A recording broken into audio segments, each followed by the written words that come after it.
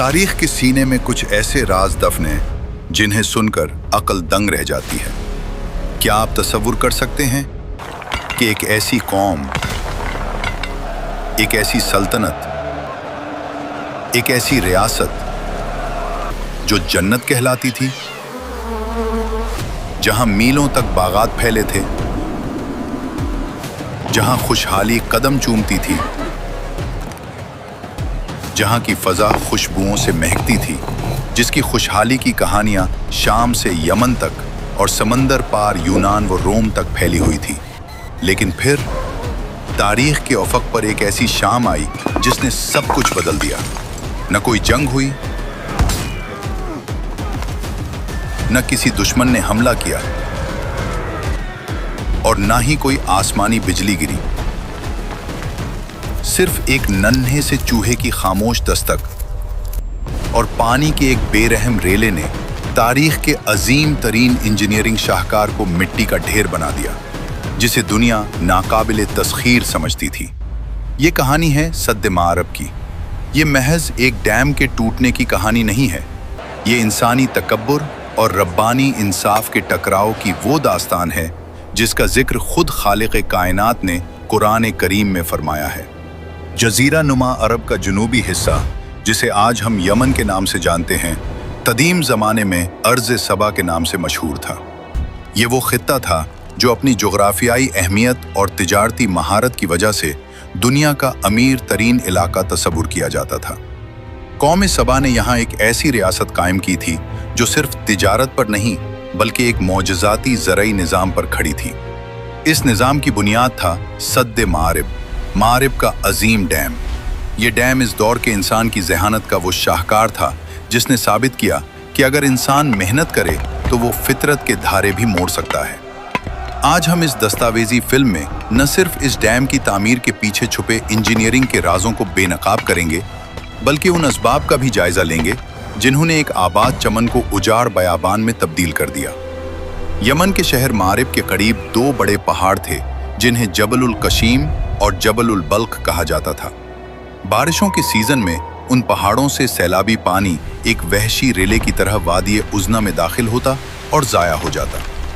तकरीबन 800 साल कब्ल मसीह में सबाई इंजीनियर्स ने एक जुर्रतमंदाना फैसला किया।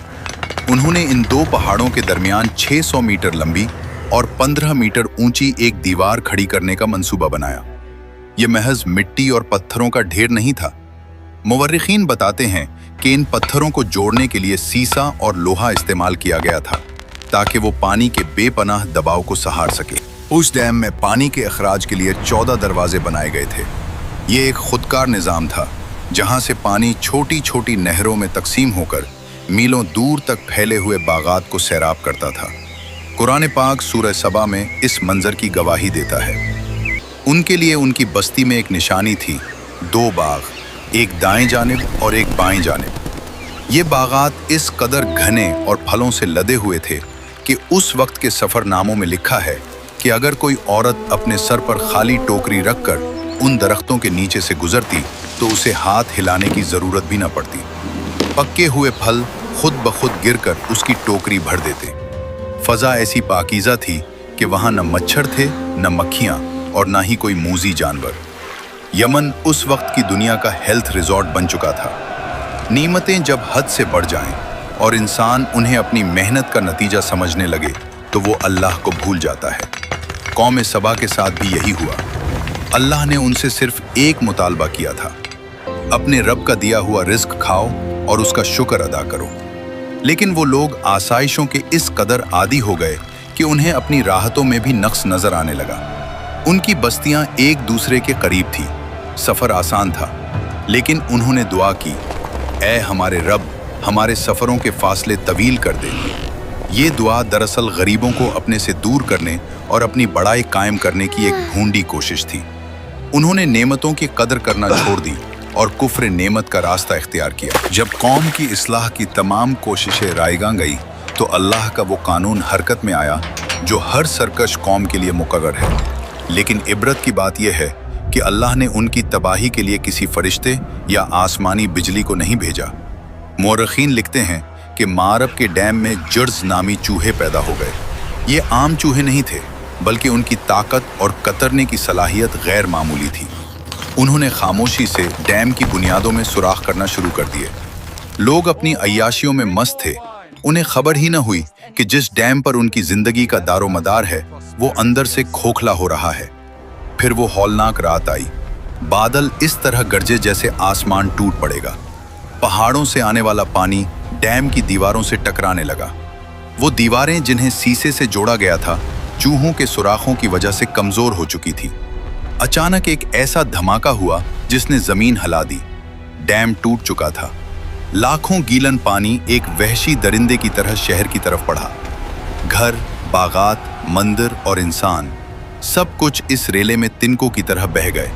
उसे कुरान ने सैल अल अरिम कहा है।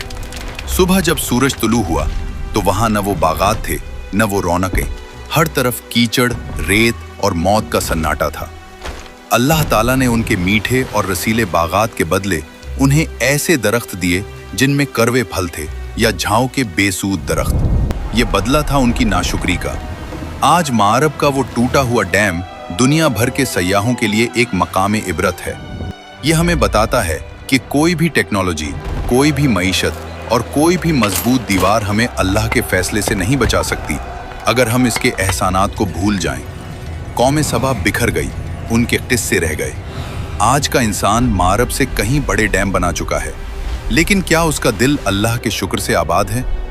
मारब की दास्तान सिर्फ माजी का किस्सा नहीं, बल्कि हर उस तहजीब के लिए वार्निंग है जो अपनी तरक्की के नशे में अपने खालिक को फरामोश कर देती है।